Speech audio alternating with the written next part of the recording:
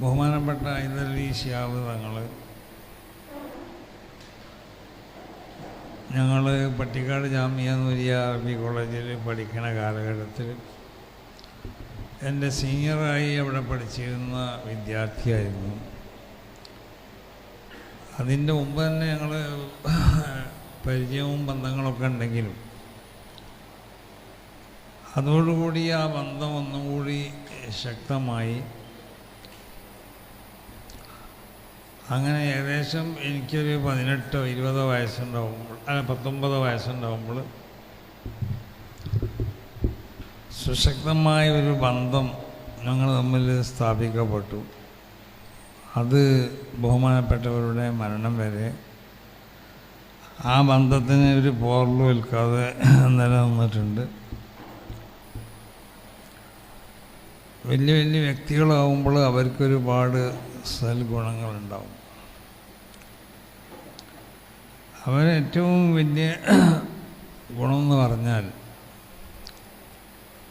അവർ വിശുദ്ധമാവുന്ന അഹ്ലുസുന്നത്തി വൽ ജമാഅത്തിൻ്റെ ആശയാദർശങ്ങൾക്ക് അഥവാ സമസ്ത കേരള ജമിയത്തുൽ ഉലമ ഇവിടെ വിഭാവനം ചെയ്യണം നമ്മൾ വിശ്വസിക്കുകയും നമ്മൾ അംഗീകരിക്കുകയും നമ്മൾ ആചാരങ്ങളായി കണക്കാക്കുകയും ചെയ്യുന്ന ഈ ഉന്നതമാവുന്ന വിശ്വാസ ആചാര അനുഷ്ഠാനങ്ങളെ അതിന് മുൻഗണന കൊടുത്തു എന്നുള്ളതാണ് അദ്ദേഹത്തിൻ്റെ ജീവിതത്തിൽ. ഒരവസരത്തിൽ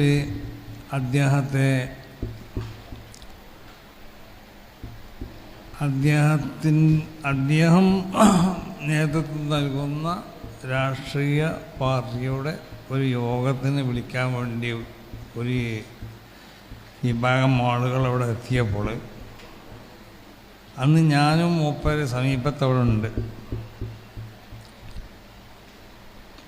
അന്ന് മൂപ്പര് അവരോട് പറഞ്ഞത് അന്ന് എനിക്ക് വരാൻ പറ്റൂല. അന്ന് സമസ്ത കേരള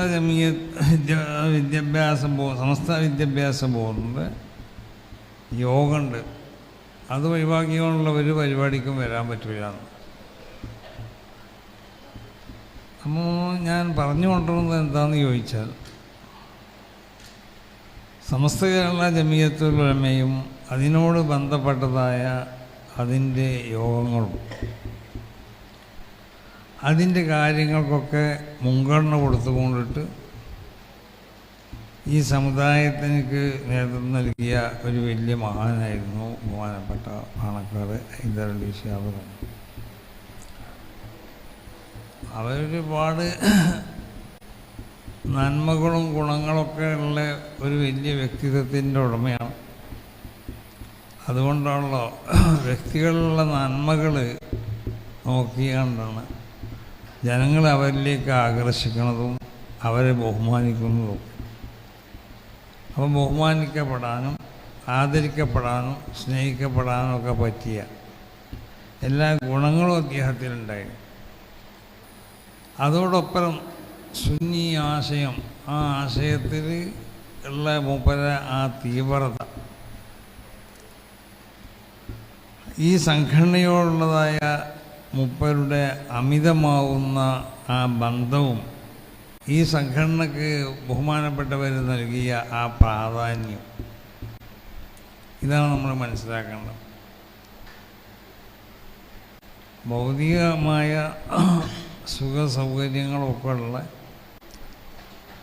പല സംഘടനകളും മറ്റുമൊക്കെ ഉണ്ടാവുമ്പോൾ സ്വാഭാവികമായിട്ട് ഒരു മനുഷ്യനെ സംബന്ധിച്ചിടത്തോളം അതിലേക്കായിരിക്കും ആകർഷിക്കപ്പെടുക.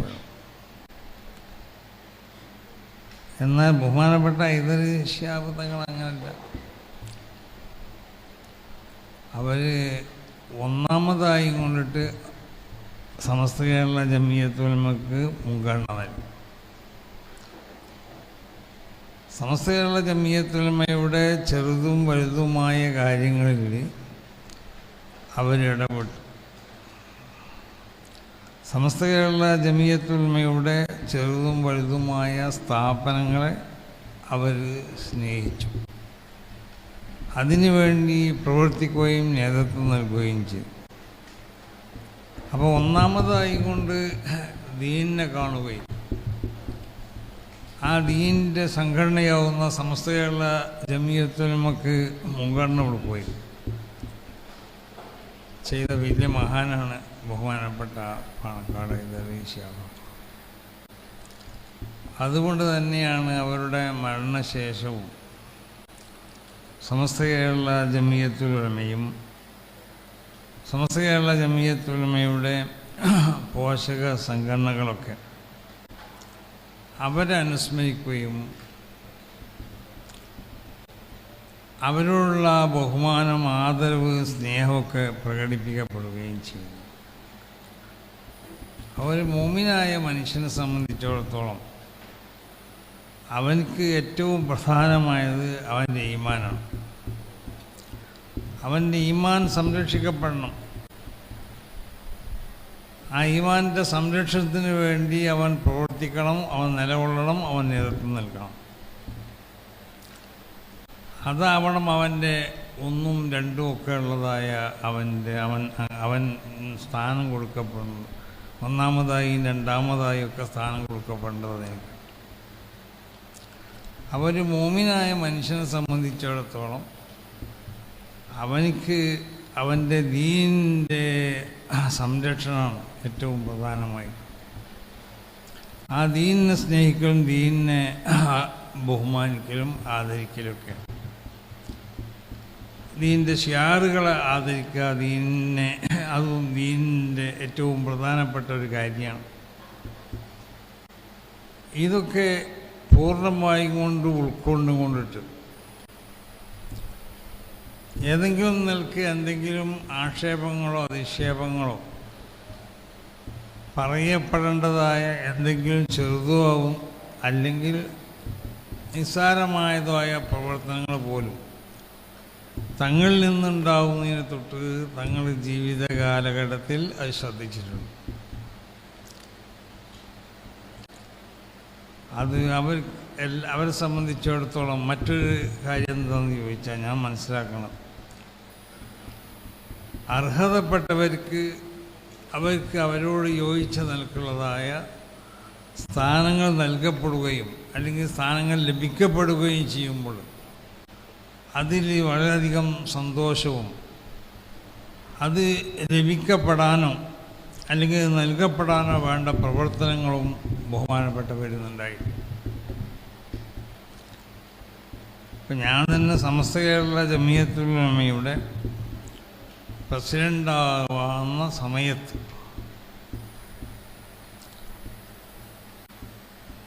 മൂപ്പര് അത് എന്നെ വിളിച്ചു പറയുകയും മൂപ്പരതിൽ വളരെയധികം താല്പര്യമെടുക്കുകയും അത് ഞാൻ തന്നെയാണ് ആവേണ്ടത് എന്നുള്ളത് ബഹുമാനപ്പെട്ട ഉസ്താദന്മാരാവുന്ന MT ഉസ്താദ്, ആലിക്കുട്ടി ഉസ്താദ് അടക്കമുള്ള നമ്മുടെ നേതാക്കന്മാരോട് പറയുകയും മാത്രമല്ല അത് എഴുതി കൊണ്ടിട്ട് ആ തീരുമാനം പ്രഖ്യാപിക്കപ്പെടുന്ന ദിവസം വരെ അതവിടെ സൂക്ഷിക്കപ്പെടാൻ വേണ്ടി ആ ഒരു കടലാസ് എഴുതി കൊണ്ടിട്ട് ബഹുമാനപ്പെട്ട MT ഉസ്താദിൻ്റെ കൈവശം കൊടുക്കുകയും ചെയ്യും. അപ്പോൾ അത് വലിയൊരു മനുഷ്യനെ സംബന്ധിച്ചിടത്തോളം മനുഷ്യർക്ക് ഉണ്ടാവുന്ന ഏറ്റവും വലിയൊരു നന്മയാണ്. അർഹതപ്പെട്ട ആളുകൾക്ക് അവരോട് യോജിച്ച് നൽകുന്ന സ്ഥാനങ്ങൾ അവർക്ക് നൽകപ്പെടുന്നതിൽ അത് സന്തോഷിക്കുക, അല്ലെങ്കിൽ അത് ലഭിക്കപ്പെടാൻ ആവശ്യമാവുന്നതായ പ്രവർത്തനങ്ങൾക്ക് വേണ്ടി, അതായത് അതിനെന്തെങ്കിലും നൽകുന്നതായ തിരിപ്പുണ്ടാക്കേണ്ട സ്വഭാവമല്ല എന്നുള്ള അർത്ഥം. അങ്ങനെയുള്ളൂ. നമ്മളൊക്കെ അങ്ങനെയാണ്. ആർക്കെങ്കിലും എന്തെങ്കിലും സ്ഥാനം കൊടുക്കും, ഇപ്പം എല്ലാം നമുക്കേനെ വേണമെന്നുള്ളതാണ് അപ്പം നമ്മളൊക്കെ മനസ്സിലാക്കും. ഒന്ന് വേറൊരാളിലേക്ക് പോകരുത്. അപ്പോൾ അതൊരു നല്ല സ്വഭാവമല്ല. നേരെ അതിൻ്റെ എതിരായൊരു സ്വഭാവമായിരുന്നു തങ്ങൾക്കുണ്ടായിരുന്നത്. അപ്പോൾ സമസ്ത കേരള ജമീയത്തുൽ ഉലമയുടെ എന്ന് മാത്രമല്ല, ഞാൻ പ്രസിഡൻ്റായി ഇങ്ങോട്ട് തിരഞ്ഞെടുക്കപ്പെട്ട പിറ്റേ ദിവസം എന്നോട് ബന്ധപ്പെട്ട പലരോടും ആളെ പേരുകളൊന്നും ഞാൻ പറഞ്ഞില്ല. അവരോട് മൂപ്പര് ഞാൻ അതിന് അർഹനാണ്, എന്നിലുള്ള ആ ഗുണങ്ങളൊക്കെ എന്താണെന്നുള്ളതും കൂടി മൂപ്പര് വിവരിച്ചുകൊണ്ട് പറയുകയുണ്ടായി. അപ്പോൾ ആ നിലയ്ക്ക് അതുകൊണ്ട് മാത്രമല്ല, ഞാൻ മൂപ്പരെ സംബന്ധിച്ച് അത് ഞാൻ പറഞ്ഞല്ലോ, ഞാനൊരു 18 വയസ്സ് എനിക്കും ഒരു 23-24 വയസ്സ് മൂപ്പർക്കും ഉണ്ടായ സമയത്താണ് ഞങ്ങളുടെ ബന്ധം ഒന്നും കൂടി ശക്തമാകുന്നത്. അല്ലാതെ പല കല്യാണത്തിൻ്റെ വീട്ടുകളിൽ നിന്നും മറ്റുമൊക്കെ കണ്ടിട്ടുണ്ട്, സംസാരിച്ചിട്ടുണ്ട്. അതിനുശേഷം ആ ബന്ധം ഒന്നുകൂടി ശക്തമായി. എൻ്റെ ആ പ്രദേശത്ത് നിന്ന് പോകുന്ന ആളുകളോടൊക്കെ എന്നെ പറ്റി അന്വേഷിക്കും, എനിക്ക് സലാമ് പറഞ്ഞേക്കും. വീട്ടിലൊക്കെ ചെല്ലുമ്പോൾ ഒരു പ്രത്യേക പരിഗണന, അത് പൊതുവെ പ്രത്യേകിച്ച് തങ്ങന്മാരൊക്കെ ആണെങ്കിൽ തങ്ങന്മാരെ പ്രത്യേകം പരിഗണിക്കുക എന്നുള്ള ഒരു സ്വഭാവം അത് പൊതുവെ ഞങ്ങൾക്കൊക്കെ ഉണ്ടാവുന്നതാണത്. ആ ഒരു സ്വഭാവം കൂടി ബഹുമാനപ്പെട്ടവർക്കുണ്ടായി. അപ്പോൾ ഒരാളെയും ചെറുതായി കാണാതെ, അതാണ് ഒരു മനുഷ്യന് നമുക്ക് വേണ്ടത്. നമ്മളെല്ലാവരും നമ്മളെക്കാൾ വലിയവരാണെന്നാണ് നമ്മൾ മനസ്സിലാക്കുന്നത്. അപ്പോൾ ആരും ചെറുതായി കാണാതെ എല്ലാവർക്കും അവർക്ക് അർഹമാവുന്നതായ സ്ഥാനങ്ങൾ നൽകിയും കൊണ്ടിട്ട് എല്ലാവരോടും സമീപിക്കുന്ന ഒരു സ്വഭാവക്കാരായിരുന്നു ബഹുമാനപ്പെട്ട തങ്ങൾ. അപ്പോൾ എത്ര തിരക്കുണ്ടെങ്കിലും ആ തിരക്കിൻ്റെ ഇടയിലൊക്കെ മൂപ്പർക്ക് അവസാന കാലഘട്ടത്തിലല്ല, അതിൻ്റെ കുറേ മുമ്പായിട്ട് ഓർമ്മകളൊക്കെ വളരെ ശരിയായി ഉണ്ടായിരുന്ന കാലഘട്ടങ്ങളിൽ എന്ത് ചെറുതും വലുതുമാവുന്ന വിഷയങ്ങളൊക്കെ വളരെ ശ്രദ്ധിച്ചു കൊണ്ടിട്ട് അത് ഇനി അങ്ങനെ ചെയ്യാണ്ടല്ലോ, ഇതിങ്ങനെ ചെയ്യാണ്ടല്ലോ എന്നുള്ള നിലക്ക് ഓരോ കാര്യങ്ങളും ശ്രദ്ധിച്ചുകൊണ്ട് ചെയ്യണ ഒരു സ്വഭാവം കൂടി ഈ ബഹുമാനപ്പെട്ടവർക്കുണ്ടായി. അപ്പോൾ ഒരു നേതാവിന് വേണ്ട എല്ലാ സൽഗുണങ്ങളും പൂർണ്ണമായിട്ട് സംഗമിച്ച ഒരു വലിയ വ്യക്തിത്വത്തിൻ്റെ ഉടമയാണ് ബഹുമാനപ്പെട്ട തങ്ങൾ.